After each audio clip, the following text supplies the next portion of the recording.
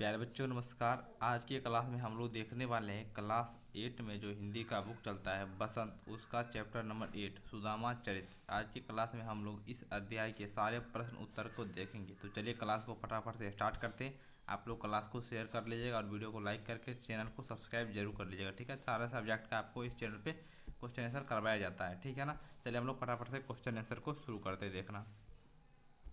देखिए पहला प्रश्न अभ्यास जो आपका यहाँ से स्टार्ट होता है, इसका पहला प्रश्न जो है ये कविता से लिया गया है। पहला क्या है, सुदामा की दीन दशा देखकर श्री कृष्ण की क्या मनोदशा हुई, अपने शब्दों में लिखिए। जो सुदामा था उसकी दीन दशा देखकर श्री कृष्ण के मनोदशा क्या हुई, मतलब उनके मन में क्या आया, अपने शब्दों में आपको बताना है। चलिए इसका उत्तर हम लोग देखते हैं। तो देखिए इसका उत्तर आप लोग कैसे लिखिएगा सुदामा की दीन दशा को देखकर, ठीक है ना, दुख के कारण श्री कृष्ण की आंखों से अश्रुधारा, मतलब आंसू आंसू की धारा बहने लगी। उन्होंने सुदामा के पैरों को धोने के लिए पानी मंगवाया, परंतु उनकी आंखों से इतने आंसू निकले कि उन्हीं आंसुओं से सुदामा के पैर धुल गए। ठीक है ना। इस तरीके से आप लोग लिख लीजिएगा। अगर आप लोग क्लास 8 में है, ठीक है ना, और आप लोग हमसे पढ़ना चाहते हैं, ऑल चैप्टर आपको पढ़ाया जाएगा, तो आप लोग को डिस्क्रिप्शन में मेरा एप्लीकेशन है, ठीक है ना, उसको जाके डाउनलोड कर लीजिएगा। चलिए दूसरा प्रश्न हम लोग देखते हैं क्या कर रहा है आपका। यहाँ पे दूसरा प्रश्न है क्या है, पानी परात को हाथ छुए नहीं, मैनन के जल सो पाए पग धोए। पंक्ति में वर्णित भाव का वर्णन अपने शब्दों में कीजिए। ठीक है ना। चलिए इसका उत्तर आप लोग लिखिएगा। देखिए किस तरीके से आप लोग लिखिएगा। प्रस्तुत दोहे में यह कहा गया है कि जब सुदामा दीनहीन अवस्था में श्री कृष्ण के पास पहुँचे तो कृष्ण उन्हें देखकर व्यथित व्यतीत हो उठे। श्री कृष्ण ने सुदामा के आगमन पर उनके पैरों को धोने के लिए परात में पानी मंगवाया। ठीक है ना। परंतु सुदामा की दुर्दशा देखकर श्री कृष्ण को इतना कष्ट हुआ कि वे स्वयं रो पड़े और उन्हें उनके आंसुओं से ही सुदामा के पैर जो है वो धुल गया। ठीक है ना। अर्थात परात में लाया गया जल व्यर्थ हो गया, यानी कि वो जो जल लाए थे परात में वो जल रखा रह गया, उनके आंसू से ही सुदामा का पैर धुल गया। इस तरीके से सारे बच्चे लिख लीजिएगा। चलिए अगले प्रश्न की ओर हम लोग बढ़ते हैं। तो देखिए अगला क्या है यहाँ पे 3 नंबर, चोरी की बान में हों जो प्रवीण। तो इसका उत्तर देखिए कैसे लिखिएगा। देखिए इसमें क्वेश्चन है, ठीक है ना, वहाँ पे दे दिया, इसके बाद कॉम है यहाँ पे। उपयुक्त पंक्ति कौन किसके किससे कह रहा है, ठीक है ना, और यहाँ पे खोआ है गोया। सारे प्रश्न का हम लोग उत्तर देखते हैं एक एक करके। देखिए लिखिएगा, उपयुक्त पंक्ति श्री कृष्ण अपने बाल सखा सुदामा से कह रहे हैं। ठीक है ना। कौन कह रहा था, श्री कृष्ण, और किसे, सुदामा से। दूसरा था इस कथन की पृष्ठभूमि स्पष्ट कीजिए। लिखिएगा ख का उत्तर, अपनी पत्नी द्वारा दिए गए चावल संकोचवश सुदामा श्री कृष्ण को भेंट स्वरूप नहीं दे पा रहे हैं, परंतु श्री कृष्ण सुदामा पर दोषारोपण करते हुए इसे चोरी कहते हैं और कहते हैं कि चोरी में तो तुम पहले से ही निपुण थे। ठीक है ना, निपुण हो। आगे देखिए, इस उपावलंब मतलब शिकायत के पीछे कौन सी पौराणिक कथा है। ठीक है ना। चलिए इसका भी उत्तर आप लोग लिखिएगा। बचपन में जब कृष्ण और सुदामा साथ साथ संदीपन ऋषि के आश्रम में अपनी अपनी शिक्षा ग्रहण कर रहे थे, तभी एक बार जब श्री कृष्ण और सुदामा जंगल में लकड़ियां एकत्र करने जा रहे थे, तब गुरु माता ने उन्हें रास्ते में खाने के लिए चने दिए थे। ठीक है ना, क्या दिए थे, चना। सुदामा श्री कृष्ण को बिना बताए चोरी से चने खा लेते हैं। श्री कृष्ण उसी चोरी की उपावलंब सुदामा को देते हैं, मतलब सुनाते हैं अभी। ठीक है ना। इस तरीके से आप लोग लिख लीजिएगा। आगे हम लोग बढ़ जाते हैं। देखिए अगला प्रश्न आपका क्या है, द्वारका से खाली हाथ लौटते समय सुदामा मार्ग में क्या क्या सोचते जा रहे थे। ठीक है, जब द्वारका से सुदामा लौटे तो जा रहे थे, रास्ते में क्या सोच रहे थे, वह कृष्ण के व्यवहार से क्यों झीझ रहे थे, सुदामा के मन की दुविधा को अपने शब्दों में प्रकट कीजिए। चलिए इसका उत्तर आप लोग कैसे लिखिएगा वो देखिए। तो देखिए आप लोग लिखिएगा, द्वारका से खाली हाथ लौटते समय सुदामा का मन बहुत दुखी था। यानी कि सुदामा जब द्वारका से लौट रहे थे उनका मन दुख से भर गया था, ठीक है ना। वे कृष्ण द्वारा अपने प्रति किए गए व्यवहार के बारे में सोच रहे थे। यानी कि कृष्ण जो थे, श्री कृष्ण, उनके प्रति क्या क्या व्यवहार किए थे, मतलब उनको सम्मान कैसे किए थे, क्या क्या किए थे, सारा कुछ वो सोच रहे थे। कि जब वे श्री कृष्ण के पास पहुंचे तो कृष्ण ने आनंद पूर्वक उनका आतिथ्य सत्कार किया। ठीक है, जब वो वहाँ गए तो आनंद पूर्वक उनका आतिथ्य सत्कार किया, मतलब स्वागत अच्छे से किया। क्या वह सब दिखावटी था? वे कृष्ण के व्यवहार से झीझ रहे थे, क्योंकि उन्हें आशा थी कि श्री कृष्ण उनकी दरिद्रता दूर करने के लिए धन दौलत देकर विदा करेंगे। ठीक है ना, मतलब वो सोच रहे थे सुदामा कि यहाँ कृष्ण के यहाँ जाएंगे हम लोग तो वो हमें धन दौलत देंगे, ताकि हमारी जो गरीबी है, हमें दरिद्रता दरिद्रता जो है वो समाप्त हो जाएगी। लेकिन ऐसा तो कुछ नहीं हुआ, इसलिए वो झेल रहे थे, ठीक है ना। परंतु श्री कृष्ण ने उन्हें चोरी की, आगे देखिए, उल्हाना देकर खाली हाथ ही वापस भेज दिया। इस तरीके से आप लोग लिख लीजिएगा। अगले प्रश्न को देखते हैं हम लोग। देखिए अगला प्रश्न आपका 5 में है। अपने गांव लौटकर जब सुदामा अपनी झोपड़ी नहीं खोज पाए तब उनके मन में क्या क्या विचार है। जब अपने गांव गए सुदामा वापस, उसके बाद वो अपनी झोपड़ी को खोजते हैं, ठीक है ना, लेकिन उनका झोपड़ी मिलता नहीं है। ठीक है, तो पूछा जब नहीं मिलता तो उनके मन में क्या क्या विचार आए, कविता के आधार पर जो है आपको स्पष्ट करना है। चलिए इसका उत्तर आप लोग देखिए। तो देखिए इसका उत्तर कुछ इस प्रकार से लिखिएगा। द्वारका से लौटकर सुदामा जब अपने गांव वापस आए, मतलब जब द्वारका से लौटे थे सुदामा, फिर वो अपने गांव गए, ठीक है ना, तो अपनी झोपड़ी के स्थान पर बड़े बड़े भव्य महलों को देखकर सबसे पहले तो उनका मन भ्रमित हो गया। यानी कि उन जहाँ पे उनका मान लीजिए प्लेस था, यहाँ पे उनका झोपड़ी था, ठीक है ना, आप यहाँ पे देख रहे हैं कि बड़ा बड़ा महल बन चुका है, ठीक है ना, तो उनका मन जो है वो भ्रमित हो गया, ठीक है ना, कि कहीं मैं घूम फिर कर वापस द्वारका ही तो नहीं चल आया। मतलब उनको लग रहा कि मैं घूम फिर के द्वारका तो लौट के नहीं चल आया हूँ, ठीक है ना, क्योंकि उनका झोपड़ी मिल ही नहीं रहा था। फिर भी उन्होंने पूरे गांव छानते हुए सबसे पूछा, लेकिन उन्हें अपनी झोपड़ी नहीं मिली। पूरा गांव वो छान लिए लेकिन उनका झोपड़ी मिला ही नहीं, क्योंकि उनका झोपड़ी जो था वही ना महल बन चुका था, ठीक है ना। इस तरीके से आप लोग लिख लीजिएगा ना। आगे हम लोग बढ़ जाते हैं। तो देखिए आगे का प्रश्न क्या है। निर्धनता के बाद मिलने वाली संपन्नता का चित्रण कविता की अंतिम पंक्तियों में वर्णित है, उसे अपने शब्दों में लिखिए। मतलब सबसे पहले निर्धन आदमी है, उसके पास संपन्नता आती है, मतलब पूरा धन दौलत आ जाता है, तो इसका भी आपको चित्रण करना है, ठीक है। जो कविता के अंतिम में बताया गया है उसको अपने शब्दों में आपको बताना है। आप लोग लिखिएगा। तो देखिए आप लोग किस तरीके से लिखिएगा। श्री कृष्ण की कृपा से निर्धन सुदामा की दरिद्रता दूर हो गई, यानी कि उनके पास जो गरीबी थी वो दूर हो गई। जहाँ सुदामा की टूटी फूटी सी झोपड़ी रहा करती थी, मतलब सुदामा का टूटा फूटा झोपड़ी रहता था जहाँ पे, वहाँ उसी जगह पे वहाँ अब सोने का महल खड़ा है, मतलब अब वहाँ पे सोना का महल बन चुका है। कहाँ पहले पैरों में पहनने के लिए चप्पल तक नहीं थी, वहाँ अब घूमने के लिए हाथी घोड़े हैं। मतलब पहले इतनी गरीबी थी कि पैर में चप्पल भी नहीं हुआ करता था, लेकिन अब घूमने के लिए हाथी है, घोड़ा है, ठीक है ना। पहले सोने के लिए केवल यह कठोर भूमि थी, मतलब सिर्फ जमीन पे सोना पड़ता था, ठीक है ना। और अब शानदार नरम मुलायम बिस्तरों का इंतजाम है, ठीक है ना। कहाँ पहले खाने के लिए चावल भी नहीं मिलते थे और आज प्रभु की कृपा से खाने को मन चाहे चीज़ें उपलब्ध है। मतलब सुदामा की स्थिति को बताया जा रहा है यहाँ पे कि पहले इनके पास कुछ नहीं था, लेकिन अब देखिए क्या क्या परिवर्तन हुआ है। परंतु वे अच्छे नहीं लगे, ठीक है ना। इस तरह से आप लोग लिख लीजिएगा, ठीक है ना। चलिए इस तरह से सारे बच्चे लिख लीजिएगा, हम लोग आगे बढ़ जाते हैं। तो अब आपका कविता से आगे का पहला प्रश्न क्या है। द्रौपद और द्रोणाचार्य भी सहपाठी थे। इनकी मित्रता और शत्रुता की कथा महाभारत से खोजकर सुदामा के कथानक के तुलना कीजिए। मतलब जो सुदामा के आप लोग यहाँ पे कथा पढ़े हैं तो आपको इसे तुलना करना किसी, तो द्रौपद और द्रोणाचार्य की जो सहपाठी थे दोनों बचपन में, उनकी कथा को इससे तुलना करना है। तो इसका उत्तर आप लोग किस तरह से लिखिएगा देखिए। तो देखिए आप लोग किस तरह से लिखिएगा।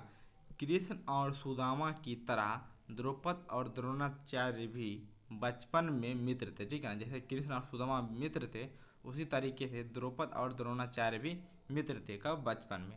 दोनों एक ही आश्रम में पढ़ते थे। एक बार खेल खेल में ही द्रौपद ने द्रोणाचार्य को वचन दिया कि राजा बनने के बाद वे अपना आधा राज्य उन्हें देंगे। मतलब द्रौपद जो थे वो बोले जब हम राजा बन जाएंगे ना तो हम अपना आधा राज्य किसको, तुमको दे देंगे। किसको, द्रोणाचार्य को। ठीक है ना। आगे देखिए, शिक्षा पूर्ण होने के बाद द्रौपद राजा बने। ठीक है ना। जब शिक्षा पूरा हो गया तो द्रौपद जो थे वो क्या बन गए, राजा बन गए।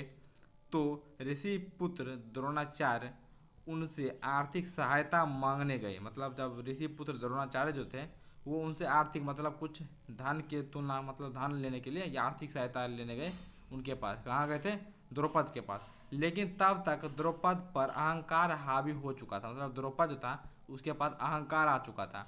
अपने द्रोणाचार्य को अपमानित करके महल से निकाल दिया। किसने, द्रौपद ने। बाद में द्रोणाचार्य ने पांडवों की सहायता से द्रौपद को मान मानवदर्न दंड किया था। ठीक है ना। ये सब नतमस्तक किया था, इस तरह से लिख दीजिएगा। ठीक है ना। चलिए, इन घटनाओं के विपरीत श्री कृष्ण ने न केवल सुदामा की प्रेमयुक्त आव भगत की बल्कि उन्हें ऐश्वर्य और वैभवता भी प्रदान किया। यह कार्य भी श्री कृष्ण ने अप्रत्यक्ष रूप से किया जिससे मित्र सुदामा के आत्मसम्मान को ठेस ना लगे। ठीक है ना। मतलब जो दोनों कहानी विपरीत है। ठीक है ना। इस तरह से आप लोग समझ चुके हैं। आगे देखिए, इन घटनाओं से स्पष्ट होता है कि जहां द्रौपद ने मित्र को अपमानित कर मित्रता को कलंकित किया, वहीं श्री कृष्ण ने मित्र की सहायता करके आदर्श मित्रता का उदाहरण प्रस्तुत किया। इस तरीके से लिख सकते हैं। दोनों घटनाओं को हम कंपेयर करके यहाँ पे आप लोग को बता दिए हैं। चलिए अगले प्रश्न की ओर हम लोग चलते हैं। तो देखिए आगे क्या है आपका, यहाँ पे अगला प्रश्न है, उच्च पद पर पहुंचकर या अधिक समृद्ध होकर व्यक्ति अपने निर्धन माता पिता भाई बंधुओं से नज़र फेरने लगता है। ठीक है, मतलब नज़र फेरने लग जाता है। ऐसे लोग के लिए सुदामा चरित कैसी चुनौती खड़ी करता है। ठीक है ना। ऐसे लोग के लिए सुदामा चरित जो है वो कैसा चुनौती खड़ा करता है, उसको लिखना है। इसका उत्तर आप लोग लिखिएगा इस तरह से। तो देखिए आप लोग इस तरीके से लिखिएगा। देखिए इसका पीडीएफ जो है, कुछ बच्चे बोलेंगे सर इसका पीडीएफ कहाँ से मिलेगा। सारा पीडीएफ, ऑल पीडीएफ जो है, ऑल सब्जेक्ट का ऑल बुक का पीडीएफ आपको ऐप पे मिलता है। ठीक है ना। जो बच्चे वहाँ पे हमारे बैच लिए हुए हैं सारे बच्चे को वहाँ पे पीडीएफ हुआ सारा कुछ मिल जाएगा। सारा वीडियो क्लास भी मिलता है, चैप्टर को पढ़ाया जाता है अच्छे से, भावार्थ भी सारा कुछ समझाया जाता है। आप लोग जाके एप्लीकेशन डाउनलोड कीजिए, वहाँ से आप हमारे कोर्स ले सकते हैं। चलिए तो इसका उत्तर आप लोग लिखिएगा इस तरीके से। यह सत्य है, क्या लिखिएगा, यह सत्य है कि आज के समय में व्यक्ति उच्च पद पर पहुंचकर या अधिक समृद्ध होकर अपने माता पिता संबंधियों से नज़र फेरने लगते हैं। ठीक है। जो भी व्यक्ति है अपने उच्च पद पे चला जाता है, यानी कि उसके पास धन आ जाता है, पूरा समृद्ध हो जाता है। ठीक है ना। सब कुछ से बलीभूत हो जाता है, तो वो अपने रिश्तेदारों से मुंह फेरने लगता है। ऐसे लोग समाज में स्वार्थी कहलाते हैं। ऐसे लोग को हम लोग समाज में क्या कहते हैं, स्वार्थी कहलाते हैं। जो कि स्वार्थी मतलब जो सिर्फ अपने हित के बारे में सोचता है। ठीक है ना। ऐसे लोगों के लिए सुदामा चरित कविता एक चुनौती की तरह है। ठीक है ना। क्योंकि इसमें मित्रता के बारे में बताया गया है। ठीक है। श्री कृष्ण किस तरीके से अपने गरीब मित्र को सहायता करते हैं। ठीक है ना। चलिए, तो यह कविता बताती है कि वैभवता और ऐश्वर्य मिलने के बाद भी मनुष्य को अहंकार नहीं करना चाहिए। उनका हृदय इतना विशाल होना चाहिए कि उनमें दूसरों के लिए स्नेह, दयालुता, ठीक है, परोपकार आदि के भाव समा सके। यानी कि जब आदमी अच्छे पद पे चला जाए, उसके पास वैभव आ जाए, ऐश्वर्य आ जाए, मतलब सब कुछ से भलीभूत हो जाए, सब कुछ संपन्न हो जाए, तो उसके पास अहंकार नहीं आना चाहिए। ठीक है ना। उसका हृदय विशाल होना चाहिए। ठीक है ना। ताकि दूसरों के लिए उसके पास स्नेह होना चाहिए। ठीक है ना। दयालुता होनी चाहिए। दूसरों के दुख में दुखी और दूसरों के कष्ट में उसे स्वयं पीड़ा की अनुभव होना चाहिए। ठीक है ना। व्यक्ति को पद या धन उच्चता प्रदान नहीं करती, बल्कि वे अपने आदर्शों, भावनाओं, परोपकार, दयालुता आदि के बल पर श्रेष्ठ बनता है। ठीक है ना। श्रेष्ठ बनता है। यह कविता स्वार्थी लोगों को ऐसा इंसान बनने की चुनौती देती है जो निस्वार्थ भाव से दूसरों की हर संभव सहायता कर सके। ठीक है ना। यह कविता है जो ये इसमें बताया ही गया है कि दूसरों की किस तरीके से मदद करना। ठीक है ना। स्वार्थी नहीं बनने के लिए बताया गया, निस्वार्थ रहना है। ठीक है। इस तरीके से आप लोग लिख लीजिएगा। चलिए आगे हम लोग देखते हैं। अब आपका अनुमान कल्पना शुरू होता है। इसका पहला क्वेश्चन है, अनुमान कीजिए यदि आप कोई अभिन्न मित्र, ठीक है ना, मतलब आपका कोई अभिन्न मित्र आपसे बहुत वर्ष बाद मिलने आए तो आपको कैसा अनुभव होगा। मतलब आपका जो कोई मित्र है, ठीक है ना, वो बहुत दिन बाद आपसे मिलने आएगा तो आपको कैसा अनुभव होगा। ऐसे ये बच्चे खुद से भी लिख सकते हैं, ऐसे हम आपको बता दे रहे हैं, ठीक है ना।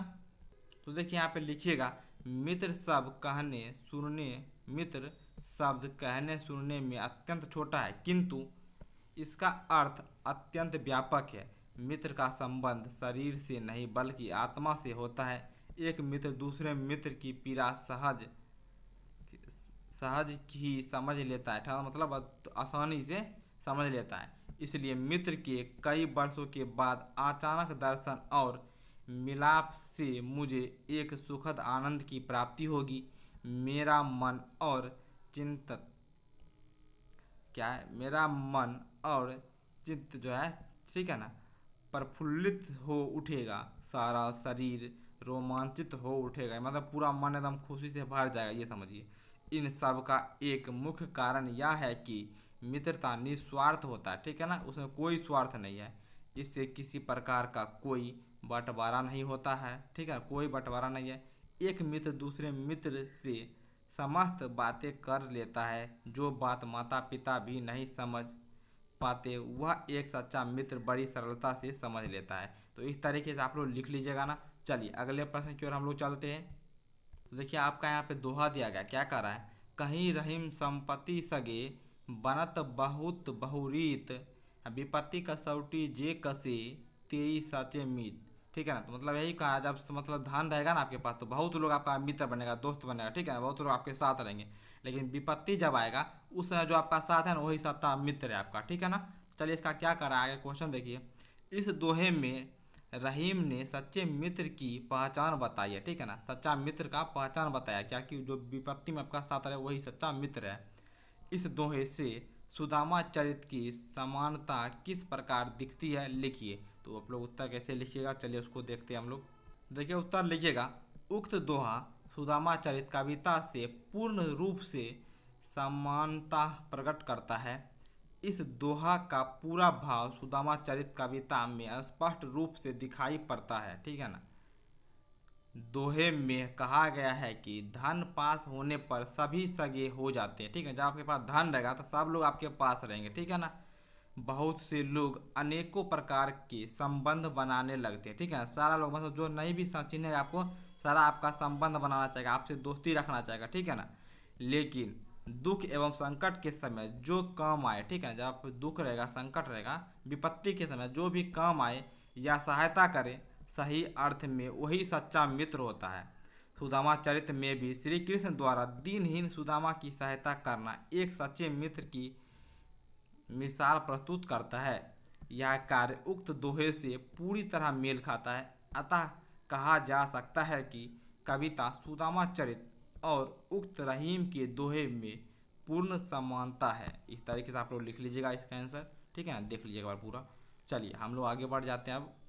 अब आपका क्या है, भाषा की बात, ठीक है। चलिए इसको देखते हैं क्या कर रहा है, इसमें व्याकरण रहेगा तो व्याकरण का क्वेश्चन भी आप लोग देख लीजिए। क्या है यहाँ पे, पानी परात को हाथ छुओ नहीं, नैनन के जल सो पग धोए।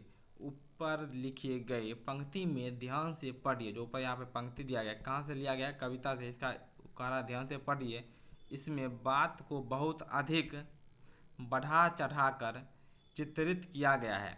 जब किसी बात को इतना बढ़ा चढ़ाकर प्रस्तुत किया जाता है तो वहाँ पर अतिशयोक्ति अलंकार होता है। आप भी कविता में से एक अतिशयोक्ति अलंकार का उदाहरण छांटिए। तो आपको कविता से ऐसा पंक्ति खोजना है जिसमें अतिशयोक्ति क्या हो, मतलब अलंकार छिपा हो। तो चलिए इसको देखते हैं हम लोग।